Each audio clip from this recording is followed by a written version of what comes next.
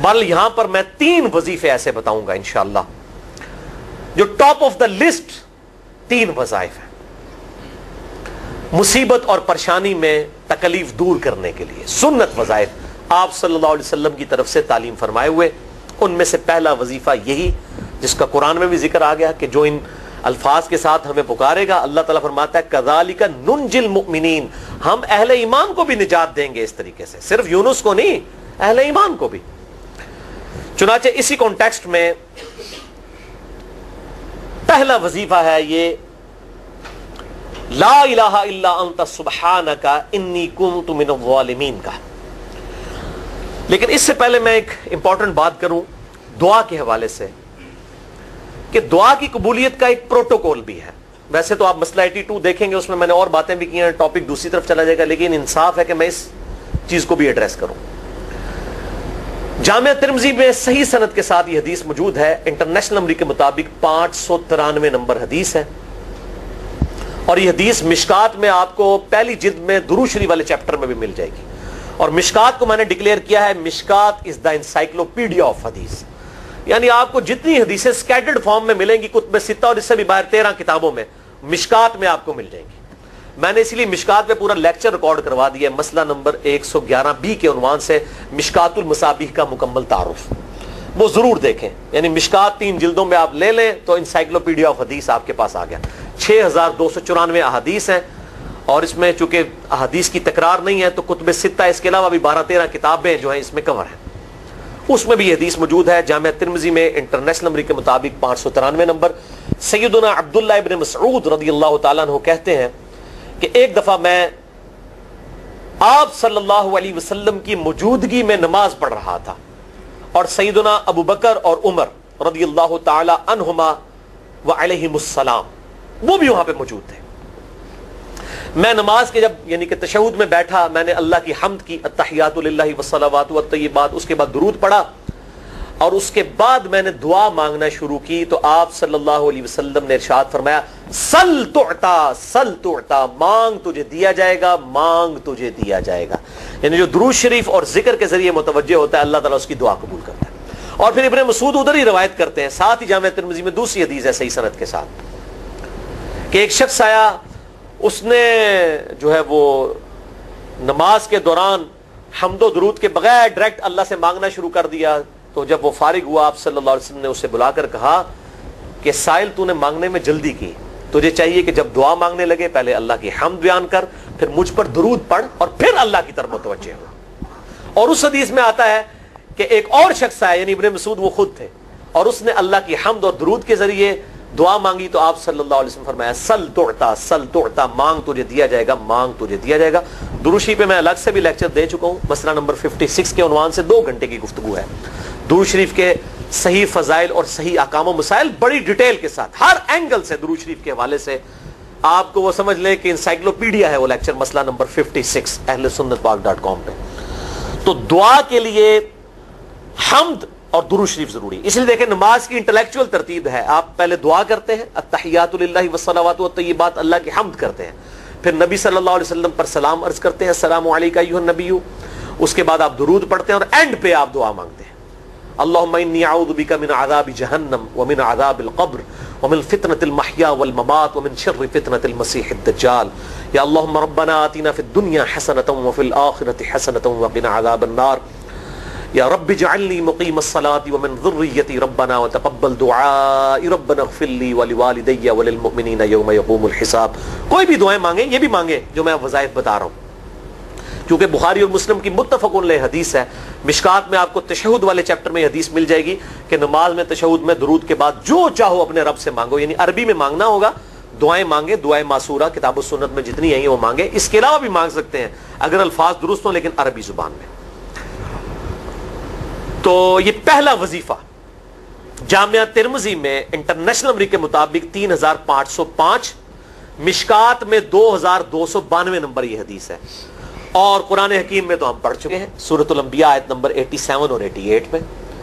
آپ صلی اللہ علیہ وسلم نے ارشاد فرمایا کہ یونس علیہ السلام نے مچھلی کے پیٹ میں اپنے رب کو ان الفاظ کے ساتھ پکارا تھا لا الہ الا انت سبحانک انی کنت من الظالمین اور پھر آپ صلی اللہ علیہ وسلم نے فرمایا کہ جو کوئی شخص اپنے کسی بھی معاملے میں کسی بھی پریشانی میں اس دعا کے ذریعے اللہ کی طرف متوجہ ہو, اللہ تعالیٰ اس کی دعا کو قبول فرما لیتا ہے. اور قرآن میں بھی آ گیا نا کذالک ننجی المؤمنین.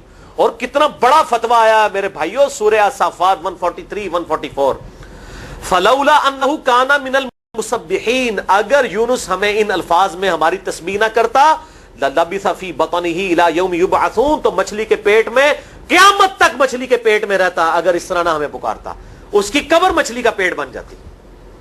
یعنی یہ اتنا عطاب, اور وہ دور ہو گیا اس دعا سے, بہت بڑے اسماء اعظم میں سے.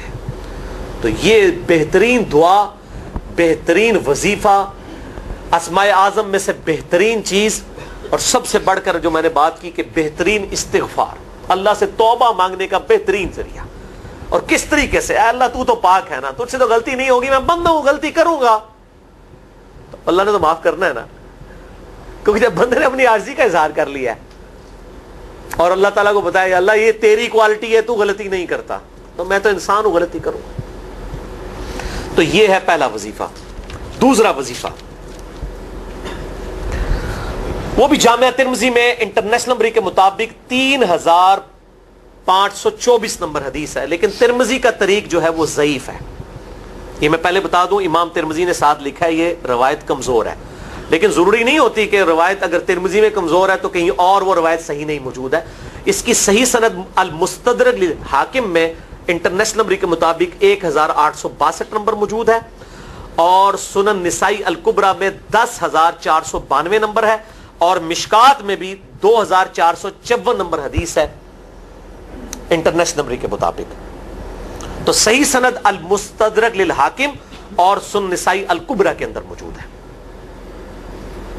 اور وہ وظیفہ ہے انس ابن مالک کہتے ہیں اور سعد ابن ابی وقاص کہتے ہیں رضی اللہ تعالی عنہما وعلیہم السلام, کہ آپ صلی اللہ علیہ وسلم کو جب کبھی کوئی تکلیف یا پریشانی پہنچتی تو آپ صلی اللہ علیہ وآلہ وسلم ہمیشہ ان الفاظ میں اپنے رب کو پکارا کرتے ہیں, یا حی یا قیوم برحمتک استغیث, اے خود سے زندہ ہر چیز کو تھامنے والے, میں تیری رحمت کے ساتھ تیری مدد کا سوال کرتا ہوں.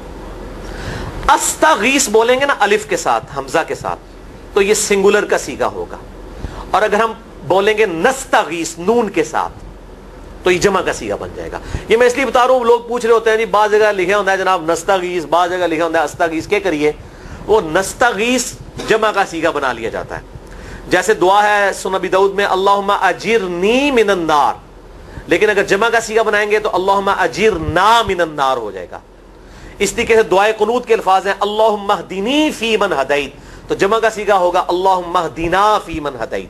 یہاں پر بھی ہے یا حی یا قیوم برحمتک استغیث سنگولر کا صیغہ, اور نستغیث پلورل کا صیغہ, جمع کا صیغہ. کتنی بہترین دعا ہے, اے خود سے زندہ ہر چیز کو تھامنے والے, میں تیری رحمت کے ساتھ تیری مدد کا سوال کرتا ہوں. تو یہ بھی اسماء اعظم میں سے ہے. سنن نسائی الکبریٰ کے اندر صحیح سند کے ساتھ 10492 اور المستدرک للحاکم میں 1862 نمبر. اب یہاں پہ میں ایک ضمناً بات بتا دوں سنن نسائی الکبریٰ کے بارے میں, چونکہ اکثر لوگ پوچھتے ہیں. میرے بھائیوں, ایک سنن نسائی وہ ہے جو کتب ستہ میں ہم پڑھتے ہیں, اس میں یہ کتاب لکھی ہے امام احمد بن شعیب نسائی رحمہ اللہ تعالی المتوفی 303 ہجری. کتب ستہ میں یہ ویسے 5ویں نمبر پہ گنی جاتی ہے, لیکن بخاری اور مسلم کے بعد دنیا میں سب سے صحیح ترین کتاب سنن نسائی ہے. سب سے کم ضعیف حدیثیں اس کے اندر ہیں. بخاری مسلم کے بعد تیسرا نمبر اس کتاب کا ہے. دنیا کی کوئی حدیث کی کتاب بخاری مسلم کے بعد صحیح نہیں ہے جتنی سنن نسائی ہے. سنن نسائی جو ہمارے پاس کتب ستہ میں ہے نا, اس میں ہے 5761 احادیث انٹرنیشنل نمبر کے مطابق, اور یہ ساری انٹرنیشنل کتابیں عربی میں, انگلش میں اور اردو میں ہماری ویب سائٹ اہل سنت پاک.com پہ فری اس کا PDF موجود ہے, آپ ڈاؤن لوڈ کر سکتے ہیں. 5761 احادیث ہیں اس سنن نسائی میں جو ہمارے پاس ہے. اسے ویسے ٹیکنیکل لینگویج میں کہا جاتا ہے سنن نسائی الصغریٰ, چھوٹی سنن نسائی, کیونکہ امام نسائی نے یہ کتاب نہیں لکھی تھی. امام نسائی نے کتاب لکھی تھی سنن نسائی الکبریٰ, بڑی سنن نسائی، اور اس میں حدیث ہیں انٹرنیشنل نمبر کے مطابق 11,770. بخاری مسلم سے بھی زیادہ حدیث ہیں اس میں. لیکن یہ امام نسائی کے ایک شاگرد تھے امام ابن السنی، انہوں نے اس کو مختصر کر کے نا چھوٹی کتاب بنا دیا، اور اب پبلک میں یہی چھوٹی کتاب مشہور ہے. اس کی وجہ سے جب ہم سنن نسائی الکبریٰ کا آپ مشکات میں دیکھیں گے نا تو وہ فرق نہیں کرتے ہیں. جب وہ سنن نسائی کا حوالہ دیتے ہیں نا تو آپ کو نسائی میں وہ ملے گا بھی نہیں، وہ الکبریٰ میں ہوتا ہے، کیونکہ وہ اس تفریق کو مانتے نہیں، وہ تو سنن نسائی الکبریٰ کو سنن نسائی مانتے ہیں. جبکہ ہماری پبلک جو ہے وہ سنن نسائی، وہ میں اب حوالہ دے رہا ہوتا ہوں کہ جی سنن نسائی الکبریٰ میں 9,928 نمبر حدیث ہے کہ جو آیت الکرسی پڑھ لے فوراً بعد کسی بھی نماز کے فرض کے فوراً بعد تو مرتے ہی جنت میں داخل ہوگا. تو لوگ کہتے ہیں جناب نسائی تے حدیث ہیں جناب 5,761 نے، تسی 9,928 کی تمہیں دس دیو. تو میں ساتھ حالانکہ بول رہا ہوتا ہوں سنن نسائی الکبریٰ، میں نے کبھی اس کے بغیر نہیں بولا. تو الکبریٰ سے آپ کا دماغ تو کام کرنا چاہیے، الکبریٰ کیوں بول رہا ہے ساتھ؟ کوئی یہ صغریٰ بھی ہے جس کی یہ الکبریٰ ہے بڑی، اور ہمارے گرین کارڈ میں یہ وظیفہ لکھا ہوا ہے الکبریٰ کے ساتھ. اسی طریقے سے جو میرا وہ واقعہ کربلا کے اوپر 150 اسناد پر مشتمل پمفلٹ ہے، ریسرچ پیپر نمبر 5B واقعہ کربلا کا حقیقی پس منظر 72 صحیح الاسناد احادیث کی روشنی میں. 72 کا تو ٹائٹل ہے شہدائے کربلا کی نسبت سے، احادیث اس میں 150 ہیں. اس میں اکثر حدیثوں کے حوالے میں نے سنن نسائی الکبریٰ سے دیے ہوئے ہیں. وہ لوگ کہتے ہیں مل ہی نہیں رہی ہے، تو میرے بھائی وہ سنن نسائی الکبریٰ آپ کے پاس ہوگی تو آپ کو ملے گا نا. تو سنن نسائی الکبریٰ الگ سے وہ اصل کتاب ہے، اس میں سے سنن نسائی الصغریٰ بنائی گئی ہے. اسی سنن نسائی الکبریٰ کا چیپٹر ہے خصائص علی، جس میں 194 حدیث ہیں سیدنا مولا علی رضی اللہ تعالیٰ عنہ علیہ السلام کی شان میں. امام نسائی نے ناسبیوں کے خلاف وہ کتاب کا وہ چیپٹر لکھا، وہ خصائص علی چیپٹر ہے سنن نسائی الکبریٰ کا. اس طریقے سے فضائل صحابہ بھی امام نسائی کی جو کتاب ہے وہ بھی اسی کتاب کا چیپٹر ہے. اسی طریقے سے عمل الیوم واللیلہ، صبح و شام کے جو اذکار ہیں وہ چیپٹر بھی اسی سنن نسائی الکبریٰ میں سے ہے. اسی میں یہ وظیفہ ہے کہ جو آیت الکرسی فرض نماز کے فوراً بعد پڑھتا ہے تو مرتے ہی جنت میں داخل ہوگا. میں نے اس کتاب کے اس چیپٹر کا حوالہ نہیں دیا، وہ الگ سے بھی چیپٹر چھپا ہوا ہے، جس طرح خصائص علی الگ سے ہے، فضائل صحابہ الگ سے ہے. خصائص علی تو ہمیں ہماری ویب سائٹ پہ بھی موجود ہے ahlsunnatpak.com پہ.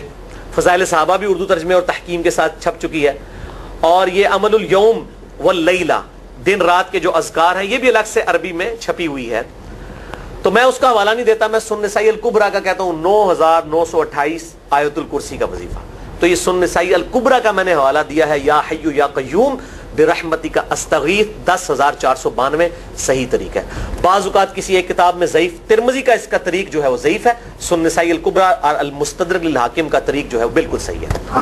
جس طریقے سے سنن ابی داؤد اور سنن ابن ماجہ میں کتاب النکاح چیپٹر میں حدیث ہے، اگر میں سجدہ جائز سمجھتا تو بیویوں کو کہتا کہ اپنے خامدوں کو سجدہ کریں اس حق کے سبب جو اللہ نے ان کو دیا ہے. تو ابو داؤد اور ابن ماجہ کی روایت ضعیف ہے، اس میں شریک القاضی مدلس ہیں اور ان سے روایت کر رہے ہیں، اور مدلس کی ان والی روایت سما کی تصریح کے بغیر ضعیف ہوتی ہے. لیکن ہم اس حدیث کو صحیح کہتے ہیں کیونکہ اس سما کی تصریح سنن البہیقی کے اندر موجود ہے الکبریٰ میں. تو ہم پھر اس کی بنیاد پہ کہتے ہیں چونکہ وہاں پر صحیح، لہذا اس کو ہم کہتے ہیں شواہد کی بنیاد پہ صحیح. یہ میں آپ کو ٹیکنیکل چیزیں بتا رہا ہوں، یہ وہ چیزیں جو آپ کے کئی وہ جو بڑے بڑے علماء پڑھ کے فارغ ہوتے ہیں ان کو بھی یہ باتیں نہیں پتہ ہوتی ہیں. وہ کہتے ہیں جناب آپ کی تو پڑھے ہو، اور میں کہنا پائی میرے آئنسٹائن تے نیوٹن کو کسی مدرسے تو پڑھنے کی ضرورت نہیں ہوتی. نیوٹن 8ویں کلاس ہی نسیا ہوا ہے، آج نیوٹن ہوتے PhD ہوتی فزکس تھی. مجھے غامدی صاحب کا جملہ یاد آیا، ان سے کسی نے پوچھا کہ یہ جو روایتی علماء ہیں اور مولانا مودودی آپ ان کو کیسے دیکھتے ہیں؟ ان کا روایتی علماء جو ہیں یہ تو مدرسوں کے اسٹوڈنٹس اور فاروق تحصیل ڈگری ہولڈر ہیں، اور مودودی صاحب جو ہیں ان کی مثال تو آئنسٹائن اور نیوٹن والی ہے، ان کے اوپر PhDs ہوتی ہیں. یہ گاڈ گفٹڈ صلاحیتیں ہوتی ہیں. ان مدرسوں کی آؤٹ پٹ مودودی صاحب اور ڈاکٹر اسرار، ڈاکٹر ذاکر نائک اور احمد دیدار صاحب تو نہیں ہو سکتے. یہ گاڈ گفٹڈ صلاحیتیں ہوتی ہیں. تو میں اس لیے ساتھ ساتھ کلیئر کر رہا ہوں تاکہ یہ جو ایمبیگوٹیز آتی ہیں اس حوالے سے وہ کلیئر ہو جائے. بہرحال یہ دوسرا وظیفہ ہو گیا. اب تیسرا وظیفہ جو ہے کمال وظیفہ، صحیح بخاری میں موجود ہے، انٹرنیشنل نمبر کے مطابق 4,563 نمبر. ابن عباس رضی اللہ تعالی عنہما کہتے ہیں وعلیہم السلام، وہ کہتے ہیں کہ سیدنا ابراہیم علیہ السلام کو جب آگ میں پھینک رہے تھے نا تو ابراہیم علیہ السلام نے اس وقت کہا تھا حسبنا اللہ و نعم الوکیل، ہم نے اللہ ہی پر بھروسہ کیا اور وہی بہتر کارساز ہے. اور تمہارے نبی صلی اللہ علیہ وسلم کو بھی جب مصیبت اور پریشانی آتی تھی وہ بھی پڑھا کرتے تھے حسبنا اللہ و نعم الوکیل، ہم نے اللہ ہی پر بھروسہ کیا اور وہی بہتر کارساز ہے. اس کے اندر وہ شعر جو بنا دیا نا نعم المولا و نعم النصیر، ویسے الگ سے آیت ہے، الگ سے آیت ہے، لیکن یہ شعر نہیں بنانا، بس اتنا ہی وظیفہ ہے حسبنا اللہ و نعم الوکیل. اور یہ جو انہوں نے کہا کہ نبی صلی اللہ علیہ وسلم بھی یہ کہتے تھے، اس کا ذکر الحمدللہ قرآن میں بھی موجود ہے، اس سے بھی بڑھ کر سورہ آل عمران کی 173 نمبر آیت میں ہے کہ جب نبی صلی اللہ علیہ وسلم اور اہل ایمان کو یہ خبر پہنچی کہ کافر ان کے خلاف سازشیں کر رہے ہیں، تو نبی اور اہل ایمان نے پکارا حسبنا اللہ و نعم الوکیل. تو حسبنا اللہ و نعم الوکیل قرآن کی آیت بھی ہے، اور یہ ہے وہ آیت، وظیفہ قرآن میں آیا ہوا ہے یہ آل عمران 173 اور صحیح بخاری 4563. اور مجھے بڑا وجد آیا کہ ابراہیم علیہ السلام کو جب آگ میں پھینکنے لگے تھے انہوں نے اس وقت اللہ کو ان الفاظ کے ساتھ پکارا حسبنا اللہ و نعم الوکیل. اچھا یہ جتنے بھی وظیفے ہیں نا میرے بھائیوں، ان کا فائدہ اسی وقت ہے جب آپ کو ترجمہ بھی ان کا آتا ہوگا، ورنہ آپ روزانہ جتنی مرضی تسبیح کھینچتے رہے کوئی فرق نہیں پڑے گا. اس لیے میرا ایک پرسنل مشورہ ہے کہ جب بھی یہ وظیفے پڑھے نا آپ، اردو ترجمہ بے شک آتا بھی ہو رہا ہے، ایک دفعہ اپنی زبان میں اس کو ریپیٹ کریں. یعنی آپ پڑھیں حسبنا اللہ و نعم الوکیل، میں نے اللہ ہی پر بھروسہ کیا اور وہی بہتر کارساز ہے. آپ دیکھیں یہ صوت القرآن چینل میں جب وہ عربی چل رہی ہوتی ہے، جیسے ہی وہ مراج الدین خان کا ترجمہ شروع ہوتا ہے نا، کیسے کب کبھی تاری ہو جاتی ہے، کیونکہ ہماری زبان میں بات ہو رہی ہوتی ہے نا. ابھی تو نہیں قیام اللیل میں رو رہے ہوتے، ان کی زبان میں بات ہو رہی ہوتی ہے، اپنی زبان کا اثر ہوتا ہے. اسی طریقے سے آپ لا الہ الا انت سبحانک انی کنت من الظالمین، یا حسبنا اللہ و نعم الوکیل، یا حی یا قیوم برحمتک استغیث، جو بھی وظیفے پڑھیں نا، ایک دفعہ ان وظیفوں کو جب آپ الگ سے دعا مانگ رہے ہوں اس وقت اس کو آپ اپنی زبان میں بھی دہرائیں. اور اس کے لیے کوئی تسبیح نہیں کھینچنے کی ضرورت کہ آپ نے اتنے 100 دفعہ پڑھنا ہے. تسبیح تو ویسے ٹھیک ہے، وہ آپ استعمال کر سکتے ہیں، لیکن آپ چلتے پھرتے اٹھتے بیٹھتے ہر وقت جس حالت میں بھی، اور صحیح مسلم میں حدیث ہے کہ یہ جو وظائف ہیں ان کے لیے تو کوئی وضو بھی کیا غسل بھی پروٹوکول نہیں ہے. اب عائشہ کہتی ہیں نبی صلی اللہ علیہ وسلم حالت جنابت میں بھی اللہ کو یاد کر لیا کرتے تھے. صحیح مسلم میں حدیث موجود ہے، جنابت والے چیپٹر میں ہر حال میں اللہ کو یاد کرتے تھے. اور جو قرآن میں بھی دعائیں یا اذکار آئی ہیں نا، جب آپ حالت جنابت میں بھی اس کو کریں گے نا تو اس پہ قرآن کا حکم نہیں لگے گا. تو جامعہ ترمذی اور ابو داؤد میں جو حدیث ہے کہ حضرت علی کہتے ہیں نبی صلی اللہ علیہ وسلم کو حالت جنابت کے علاوہ کوئی اور حالت قرآن پڑھنے سے مانے نہیں ہوتی تھی، تو اس سے مراد قرآن کی تلاوت ہے. اگر قرآن کی دعائیں جیسے ہیں بسم اللہ الرحمن الرحیم، یہ بھی تو قرآن ہے، سبحان اللہ بھی تو قرآن ہے، الحمدللہ بھی تو، یہ اذکار جو ہے نا جب آپ اذکار کی نیت سے پڑھ رہے ہوں گے پھر یہ قرآن نہیں شمار ہوں گے، ذکر شمار ہوں گے. اور اس کے لیے نہ وضو پروٹوکول ہے اور نہ غسل کا ہونا ضروری ہے، ہر حال میں اللہ کو یاد کریں. اور یونس علیہ السلام نے کتنے یاد کیتا ہے؟ پھر الظلمات، مچھلی کے پیٹ میں، جہاں نہ کوئی اگربتی تھی اور تعفن پھیلا ہوا تھا اور اندھیرا ہی اندھیرا تھا، یہاں پہ وہ جناب کس طرح وہ روشن کرتے ہیں، پھر 1.25 لاکھ دفعہ پڑھواتے ہیں. یعنی میں بتا رہا ہوں آدھا سچ بڑا خطرناک ہوتا ہے. یعنی آیت کریمہ کی اصلیت تو موجود ہے کتاب و سنت میں، لیکن آدھا جو سچ جھوٹ ساتھ ملا لیا نا اس کی وجہ سے سارا بیڑا غرق کر دیا ہوا. اور بجائے یہ کہ لوگوں کو یہ وظیفہ بتایا جائے کہ اٹھتے بیٹھتے چلتے پھرتے اللہ کو ان الفاظ میں یاد کریں، اس کو انہوں نے کوئی اور ہی رنگ دے دیا ہوا ہے اور اس نے 1.25 لاکھ دفعہ ختم اور پتہ نہیں کیا کچھ بنا دیا ہوا ہے. تو یہ 3 وظائف تھے بڑے اہم اس حوالے سے، اور میں نے اس کو ضروری سمجھا کہ میں یہ ضرور بتا دوں تاکہ لوگ اس پہ ایجوکیٹ ہوں، ان وظائف کو کریں. اور مسئلہ نمبر 82 میرا الگ سے میرے بھائیوں ریکارڈ ہے. مسئلہ نمبر 82 اسماء اعظم اور دعا کی قبولیت سے متعلق جتنی بھی چیزیں ہیں میں نے اس میں بڑی ڈیٹیل کے ساتھ الحمدللہ کئی اور وظائف بھی بتائے ہیں، لیکن اب وہ اتنے وظائف کوئی جمع کرنے کی ضرورت نہیں ہے. موٹے موٹے 3 وظیفے جو بتا دیے انہی کو اگر کوئی لے لے اپنی دعاؤں میں انہی وظائف کو کرے تو اللہ تبارک و تعالی ہر معاملے میں جو ہے وہ انشاءاللہ تعالی کفایت فرمانے والا ہے.